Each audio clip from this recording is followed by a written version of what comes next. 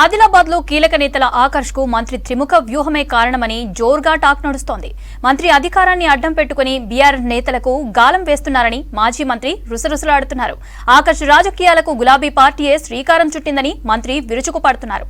అసలు నేతల ఆకర్షకు కారణమైన మంత్రి ఎవరు, వలసల ప్రలోభాలు ఏంటనేది తెలుసుకోవాలంటే వాచ్ ది స్టోరీ.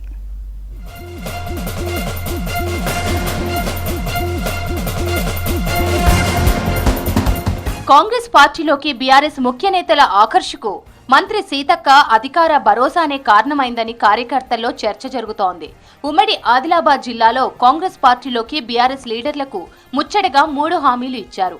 జిల్లాలో చేసిన అభివృద్ధి వర్క్స్ బిల్లులు రిలీజ్ చేయడం, రానున్న స్థానిక సంస్థల ఎన్నికల రిజర్వేషన్లను యథాతథంగా ఉంచడం, పదవుల్లో మార్పులు ఉండవని త్రిముఖ వ్యూహం అమలు చేస్తున్నారని టాక్ నడుస్తోంది. ఈ వ్యూహంతో స్థానిక సంస్థల లీడర్ల సంప్రదింపులకు అసెంబ్లీ ఇన్ఛార్జీలను పురమాయించారు. మొదట ప్రజాదరణ నేతలకు గాలం వేస్తే మాజీ ఎమ్మెల్యేలు దిగిరాక తప్పదని మంత్రి సీతక్క భావించారు. ఆ దిశగా వేసిన అడుగులతోనే భారీగా చేరికలు జరిగాయి. మంత్రి సీతక్క భరోసాతోనే కాంగ్రెస్ పార్టీలోకి వలసలు పెరిగాయనే చర్చ జరుగుతోంది.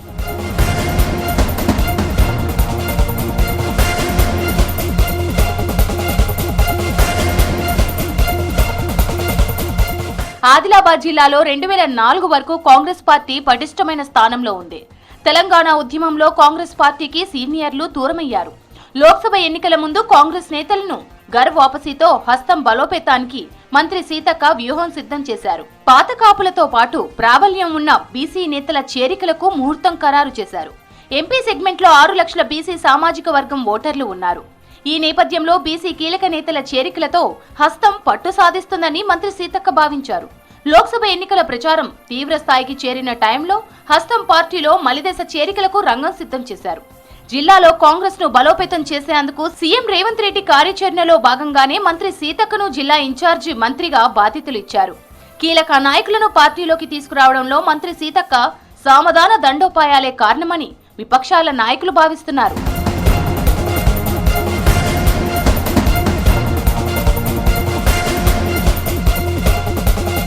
ఉమ్మడి ఆదిలాబాద్ జిల్లాలో బీఆర్ఎస్ లీడర్ల వలసలతో పార్టీల బలాబలాలు మారుతున్నాయి. గర్ వాపసీతోనే కాంగ్రెస్ కు పూర్వ వైభవం వచ్చిందనే చర్చ నడుస్తోంది. సీనియర్ నేత సముద్రాల వేణుగోపాలాచారి, మాజీ ఎమ్మెల్యేలు కోనేరు కోనప్ప, విఠల్ రెడ్డిలు బీఆర్ఎస్ నుంచి కాంగ్రెస్ లో చేరారు. బీఎస్పీ నుంచి మాజీ Zilla Parishad chairman Sidam Ganapathi, DCCB chairman Addi Bojareddy, BRS నుంచి నిర్మల్ మున్సిపల్ మాజీ చైర్మన్ అప్పాల గణేష్, జైనత జెడ్పీటీసీ సభ్యురాలు అరుంధతి, మండల ప్రెసిడెంట్ వెంకటరెడ్డిలు, బీజేపీ ఎంపీ టికెట్ ఆశావహురాలు శ్రీలేఖలు కాంగ్రెస్ పార్టీలో చేరారు. సీనియర్ నేతలు, మాజీ ఎమ్మెల్యేల చేరికల వెనుక కీలక సూత్రధారి మంత్రి సీతక్క ఉన్నారనే టాక్ నడుస్తోంది.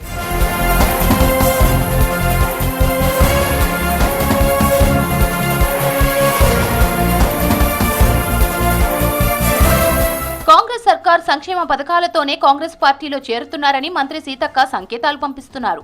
ఎంపీ సెగ్మెంట్లోని ఓ మాజీ మంత్రి, 2 గులాబీ ఎమ్మెల్యేలను ఒంటరి చేయడమే సీతక్క లక్ష్యమని తెలుస్తోంది.